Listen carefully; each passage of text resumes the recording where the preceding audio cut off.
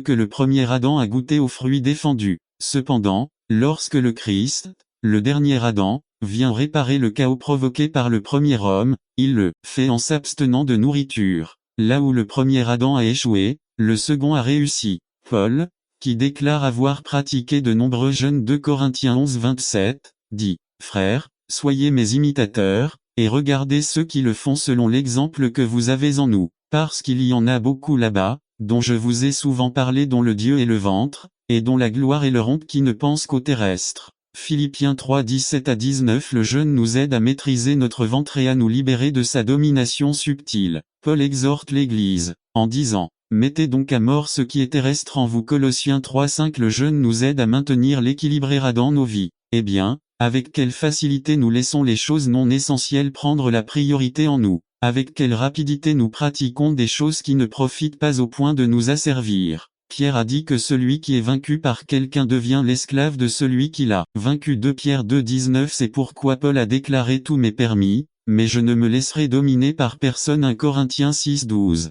Nos désirs et désirs humains sont comme une rivière qui a tendance à déborder. Cependant, le jeûne les aide à rester dans leur propre canal. Paul dit: je punis mon corps et je le force à m'obéir, pour ne pas être moi-même disqualifié. 1 Corinthiens 9, 27. VP. Je suis crucifié avec Christ, et ce n'est plus moi qui vis, mais Christ vit en moi. Galates 2, 23. Purifie physiquement. Le jeûne, contrairement à ce que beaucoup pourraient penser, est sain et recommandé par les médecins. La science médicale a récemment découvert les puissants bienfaits physiques que l'on peut obtenir grâce au jeûne. Lors du jeûne, notre système digestif se repose, dont il a grandement besoin. Au moment où la dernière bouchée de nourriture est digérée, n'attendez pas qu'il soit trop tard. Devenez membre de la chaîne Today et bénéficiez de réconfort et de soutien dans les moments difficiles. Cliquez sur le lien dans la description de la vidéo. 9 mars, avril 2024. Page 2. Notre corps entame un processus de purification. Grâce à ce processus, le corps élimine les toxines qui s'accumulent en raison d'une mauvaise alimentation ou d'un excès de celle-ci.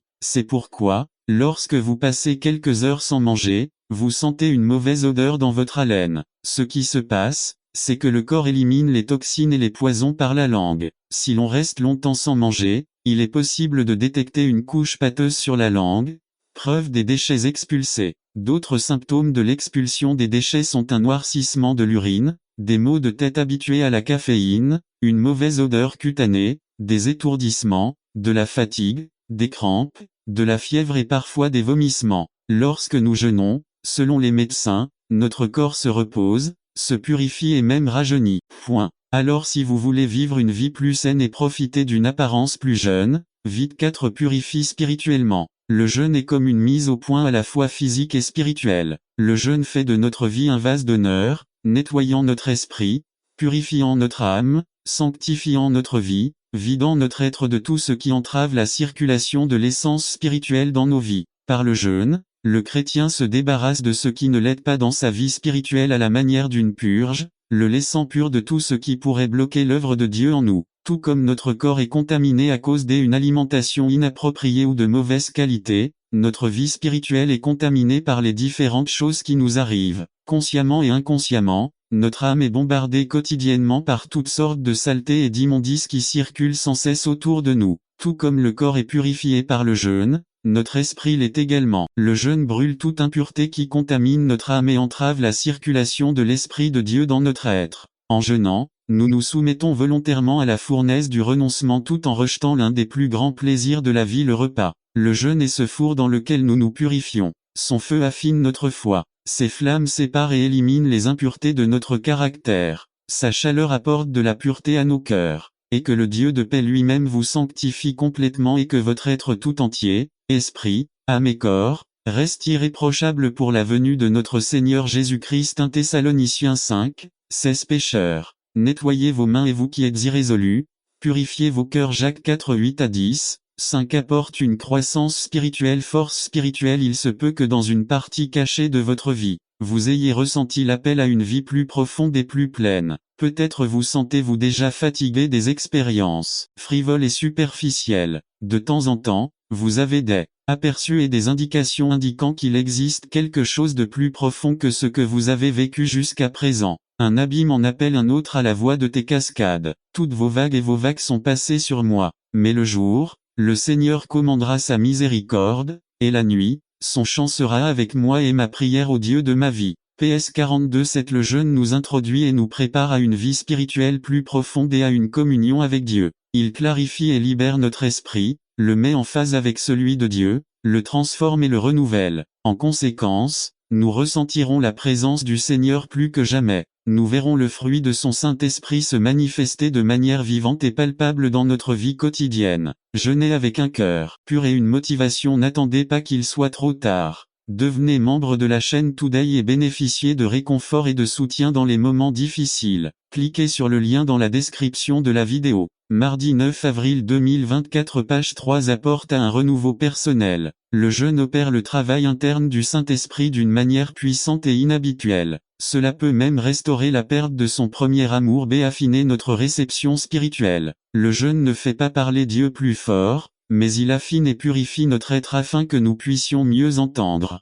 La purification physique que produit le jeûne n'est qu'un échantillon de ce qui se passe dans notre vie spirituelle. Le jeûne purifie notre âme, notre corps et notre esprit. En jeûnant, nous nous dépouillons de nous-mêmes et en même temps nous nous ouvrons à Dieu pour qu'il nous remplisse de sa présence et sature tous les recoins de notre être. Cela nous aide à mieux comprendre la parole de Dieu. Comme le jeûne nettoie et élimine tout ce qui entrave le flux du spirituel en nous, cela donne à la parole de Dieu un plus grand sens en nous, prend vie et devient plus vital et pratique. Celui qui jeûne régulièrement connaîtra non seulement une meilleure compréhension des Écritures, mais prendra également plaisir à passer du temps à les lire et transformer notre vie de prière. Le jeûne transforme le temps de prière en une expérience plus riche et plus personnelle. En jeûnant, nous permettons à Dieu de travailler plus efficacement. Il arrive souvent que nous nous demandions, frustrés, parce que nos prières deviennent mécaniques et ennuyeuses, et que beaucoup d'entre elles restent sans réponse. Cependant, cela ne doit pas nécessairement être le cas.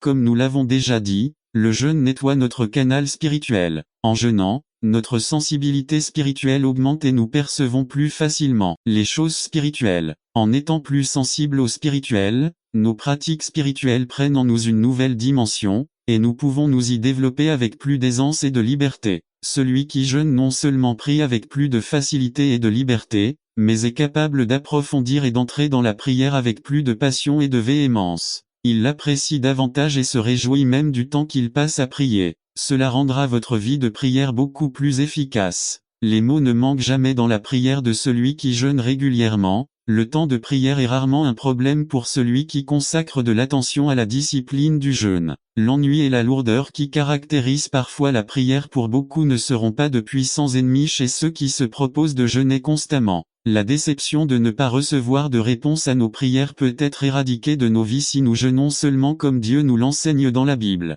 La foi se développe et reste forte grâce à la prière et la prière, à son tour, est développée et renforcée par le jeûne et développer les dons spirituels. Pour se développer et fonctionner dans le monde spirituel, une vie de prière accompagnée de jeûne est nécessaire. Le jeûne ouvre l'âme et l'esprit à ce monde spirituel et apporte dans nos vies une source de puissance et d'onction qui nous aide à évoluer avec succès dans la dimension de l'esprit. Jésus a révélé à ses disciples le secret de la réussite dans le milieu et les dons de l'esprit. Jésus a dit: mais cette espèce ne sort que par la prière et le jeûne. Matthieu 17-21 s'y renforce l'intercession. De temps en temps, nous avons tous des besoins. Certaines peuvent être simples, d'autres sont grandes, tragiques et très difficiles, des problèmes humainement impossibles à résoudre, tels qu'une maladie incurable, la possession démoniaque d'un ami ou d'un membre de la famille, la destruction imminente de quelqu'un, une tempête émotionnelle qui nous détruit, etc. Dans de telles situations, le jeûne renforce notre prière devant le Dieu du ciel à jeûne et intercession. Tout chrétien est appelé, selon l'Écriture, prêtre. La fonction du prêtre est d'intercéder pour quelqu'un ou de demander un besoin. Le prêtre devient comme un attendez pas qu'il soit trop tard. Devenez membre de la chaîne Today et bénéficiez de réconfort et de soutien dans les moments difficiles. Cliquez sur le lien dans la description de la vidéo. Mardi 9 avril 2024 page 4 pont ou canal par lequel la réponse de Dieu circule vers nous-mêmes ou vers la personne pour laquelle nous intercédons. En jeûnant, nous nettoyons ce canal ou conduit de telle manière que toute impureté, obstacle qui arrête la bénédiction de Dieu soit éliminé, et que l'onction de Dieu coule libre et à travers nous. transportant nos prières sans entrave dans la présence même de Dieu. À une occasion, Juda était sur le point d'être attaqué par plusieurs nations, sachant que le roi Josaphat utilisait le jeûne pour intercéder auprès de Dieu. La Bible dit que, alors il eut peur. Josaphat s'humilia pour consulter l'Éternel, et proclama un jeûne dans tout Juda. 2 Chroniques 20:10. Dans sa prière, il a reconnu la puissance de Dieu et ses propres limites dans la situation dans laquelle il se trouvait en disant, « Ô notre Dieu, ne les jugeras-tu pas, parce qu'en nous il n'y a aucune force contre une si grande multitude qui vient contre nous. Nous ne savons pas quoi faire et nous tournons nos yeux vers vous. 2 Chroniques 20:12. L'humiliation par le jeûne, la purification qu'elle produit et l'intercession intense déplace la main de Dieu en notre faveur dans des situations très difficiles et pressantes. C'est guider dans les décisions. Quand il y a des décisions très critiques à prendre à la légère, lorsque la décision que nous prenons est susceptible d'affecter radicalement notre vie, le jeûne peut nous aider en nous guidant dans la prise de ce type de décision. Il semble que Saul, après avoir rencontré le Seigneur, ait pris une direction de recherche rapide. Alors Saul se releva de terre, et, ouvrant les yeux, il ne vit personne. Alors, le prenant par la main, ils l'amenèrent à Damas, où il resta 3 jours sans vue, sans manger ni boire. Acte 9 8,9. L'Église primitive utilisait apparemment le jeûne pour prendre ses décisions. La Bible dit qu'à une occasion, alors qu'il servait le Seigneur et jeûnait, le Saint-Esprit dit, « Mettez-moi à part Barnabas et Saul pour l'œuvre à laquelle je les ai appelés. » Acte 13, 2. N'attendez pas qu'il soit trop tard. Devenez membre de la chaîne Today et bénéficiez de réconfort et de soutien dans les moments difficiles. Cliquez sur le lien dans la description de la vidéo. Mardi 9 avril 2024. Page 5. Résumé du jeûne classifié. Ceci est le 3e sermon de la série Tout sur le jeûne par Ralph Mandé. Le jeûne classifié. Et quand vous jeûnez, ne soyez pas comme les hypocrites, austères parce qu'ils changent de visage pour apparaître. Aux hommes qui jeûnent en vérité, je vous le dis, ils ont déjà reçu leur salaire. Mais toi, quand tu jeûnes, oins ta tête et lave ton visage, afin que vous ne manifestiez pas aux hommes que vous jeûnez, mais à votre Père qui est dans le secret, et votre Père qui voit dans le secret vous le rendra ouvertement. Matthieu 6, 16-18. Le jeûne selon sa catégorie. Définition du jeûne. La Bible parle du jeûne comme de l'abstention de nourriture à des fins spirituelles. Ce n'est pas la même chose qu'une grève de la faim, dont le but est d'obtenir un bénéfice politique. Selon l'Écriture, la manière normale de jeûner était de s'abstenir de toutes sortes d'aliments solides ou liquides, mais pas nécessairement d'eau. Il existe cependant plusieurs types de jeûne mentionnés dans la Bible. Un jeûne normal, cela consiste à s'abstenir de nourriture solide ou liquide. C'était la manière normale de jeûner, comme le montre la Bible. Dans le jeûne de 40 jours de Jésus, on nous dit qu'il n'a rien mangé et qu'à la fin de son jeûne, il avait faim et que Satan l'a tenté de manger. Si le Seigneur n'avait pas bu d'eau puisque la soif est un besoin plus fort que la faim, Satan l'aurait tenté de boire de l'eau plutôt que de manger. Dans la tentation de Jésus, son abstention de nourriture est suggérée, mais pas d'eau. Luc 4 2-13. De jeûne partiel. Cela consiste à restreindre son alimentation ou ce que l'on mange, mais pas à s'abstenir complètement de manger. Daniel semble l'avoir pratiqué en ne mangeant que des légumes. Daniel 10:3. Ce type de jeûne est recommandé à ceux qui souffrent,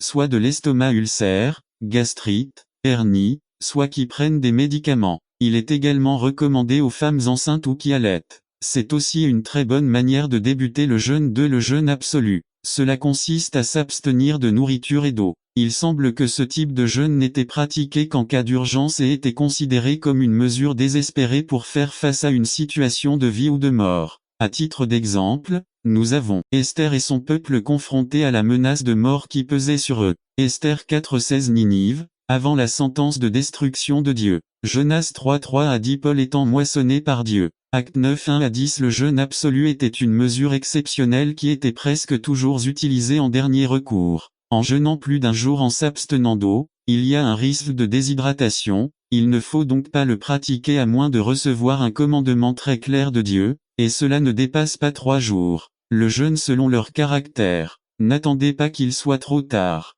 Devenez membre de la chaîne Today et bénéficiez de réconfort et de soutien dans les moments difficiles. Cliquez sur le lien dans la description de la vidéo. Mardi 9 avril 2024. Page 1. Un jeûne collectif. Ce sont ceux qui sont pratiqués en rejoignant un groupe ou une congrégation. Ceux-ci sont appelés par le leader d'un groupe d'orca, hommes, jeunes ou dans la plupart des cas par le pasteur. Esdra a appelé le peuple à pratiquer un jeûne collectif alors qu'il quittait Babylone pour la terre promise afin de reconstruire la ville et le temple. À travers ce jeûne, ils demandèrent à Dieu la protection contre les bandits et les voleurs qui existaient sur la route. Ceux-ci les attaqueraient sans aucun doute et tenteraient de leur enlever les biens avec lesquels ils envisageaient de construire. Esdra 8. Jeûnes personnels. Ce sont ceux qui se pratiquent seuls et en secret. Ces jeûnes sont une nécessité pour chaque chrétien et doivent être pratiqués car ils apportent à ceux qui jeûnent une croissance et des bénéfices que les jeûnes collectifs ne peuvent à eux seuls apporter. 3 jeûnes réguliers. Ce sont ceux qui sont pratiqués régulièrement sans altérer ni changer la fréquence. Ce sont ceux qui sont pratiqués chaque semaine 1 à 2 fois par semaine, comme forme de discipline spirituelle. Il est déterminé, par exemple, à jeûner indéfiniment tous les dimanches, ou peut-être tous les samedis, sans faute. Il est recommandé de jeûner au moins 1 fois par semaine comme discipline, afin de rester spirituellement en forme. Il est vrai qu'aucune discipline ne semble actuellement être une cause de joie, mais plutôt de tristesse, mais ensuite elle porte le fruit paisible de la justice pour ceux qui l'exercent. Et 12.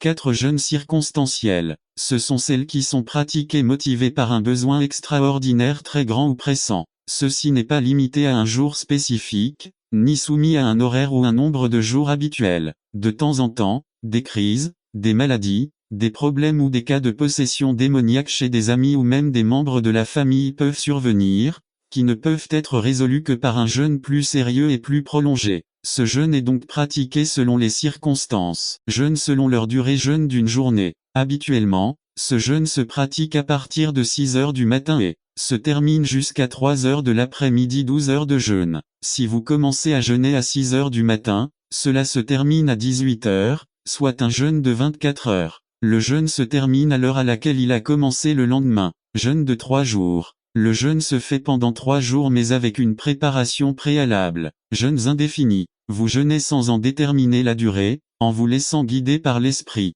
N'attendez pas qu'il soit trop tard. Devenez membre de la chaîne Today et bénéficiez de réconfort et de soutien dans les moments difficiles. Cliquez sur le lien dans la description de la vidéo. Mardi 9 avril 2024 page 2 Les dangers du jeûne résumé. Ceci est le 4e sermon de la série Tout sur le jeûne par Ralph Mandé. Les dangers du jeûne. Et quand vous jeûnez, ne soyez pas comme les hypocrites, austères parce qu'ils changent de visage pour apparaître aux hommes qui jeûnent. En vérité, je vous le dis, ils ont déjà reçu leur salaire. Mais toi, quand tu jeûnes, oins ta tête et lave ton visage, afin que vous ne manifestiez pas aux hommes que vous jeûnez, mais à votre Père qui est dans le secret, et votre Père qui voit dans le secret vous le rendra ouvertement. Matthieu 6, 16 à 18. De mauvais motifs et attitudes dans le jeûne. Bien que le jeûne soit une pratique spirituelle qui apporte d'innombrables bénédictions et avantages à ceux qui le pratiquent, on peut commettre l'erreur de se laisser pousser à pratiquer le jeûne avec de mauvaises attitudes ou de mauvaises raisons. Dieu ne se soucie pas tant de tout ce que nous faisons mais plutôt des motivations et de l'attitude qui nous anime.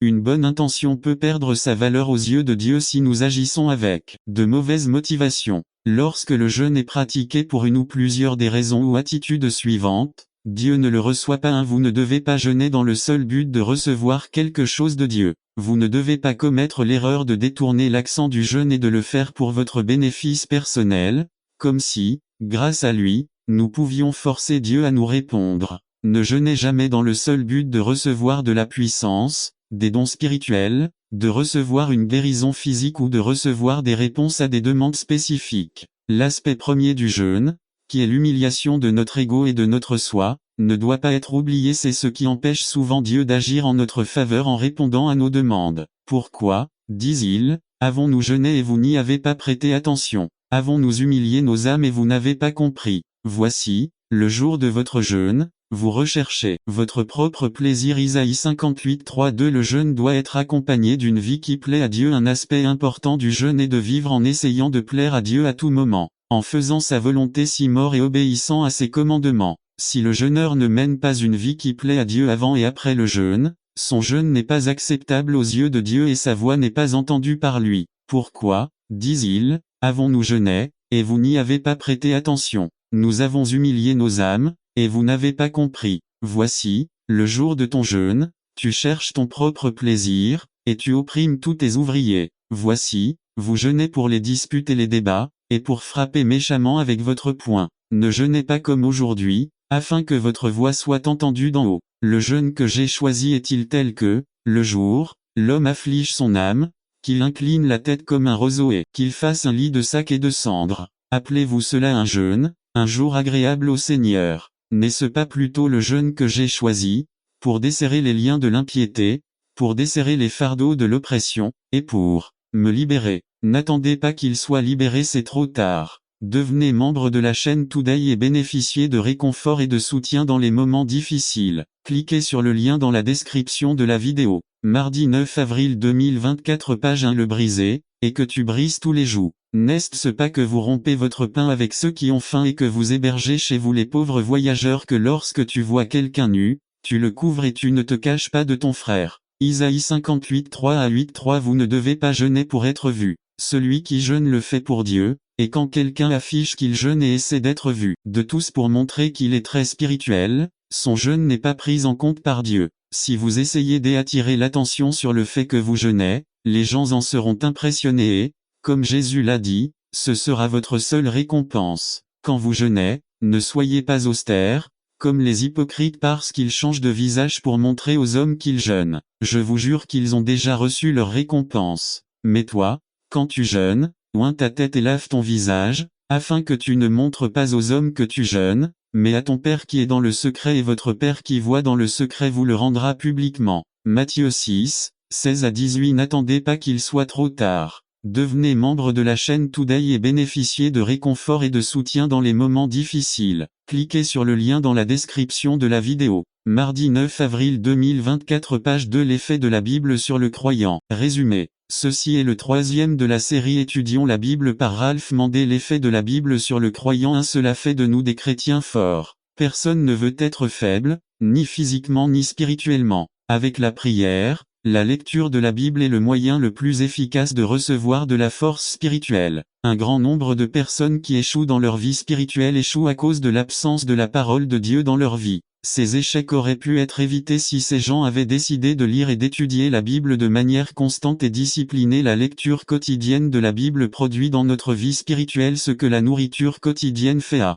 notre corps: vitalité et force, car l'homme ne vivra pas par pain seul, mais par chaque parole de Dieu. Luc 4, 4, 2. Cela nous donne la sécurité quant à ce que nous croyons. Ce qui est dit et promis à ceux qui se donnent au Christ est très grand et merveilleux, à tel point qu'il semble le faire être un fantasme. Il est très facile pour l'ennemi de semer le doute dans le cœur si l'écriture n'est pas connue avec certitude. Plus nous connaissons le mot, plus notre foi devient forte, plus la Bible est comprise, plus elle fait partie de nous. Si nous voulons avoir l'assurance du salut, de la foi, de l'amour de Dieu, de son pardon, de sa fidélité, de sa miséricorde, de sa colère et de son jugement, nous devons commencer à étudier régulièrement la parole, car elle est la seule source de connaissance dite de sécurité. 3. Cela nous donne confiance et puissance dans la prière. Le Seigneur a dit, « Si vous demeurez en moi et que mes paroles demeurent en vous, demandez ce que vous voulez et cela vous sera accordé. » Cela signifie que l'étude de la Bible nous donne de la puissance dans la prière, car en la lisant, les paroles du Christ restent en nous. La Bible nous dit comment prier, comment le faire avec succès et de manière à ce que Dieu nous réponde. 4. Nous purifie du péché. La parole de Dieu a un effet purificateur sur le croyant. Jésus a prié en disant, « Sanctifie-les dans ta vérité. Votre parole est la vérité. » D'une manière ou d'une autre, la parole de Dieu purifie le croyant lorsqu'elle traverse son esprit et son cœur lorsqu'il la lit. Ceux-ci prennent conscience de ce qui est bon et de ce qui ne plaît pas à Dieu, et comme un processus automatique, ces commandements sont enregistrés dans les profondeurs de notre subconscient et quand l'offre de péché lui est présentée, il la rejette. Chaque nouveau croyant a besoin de savoir clairement ce qu'est le péché et ce qui ne l'est pas.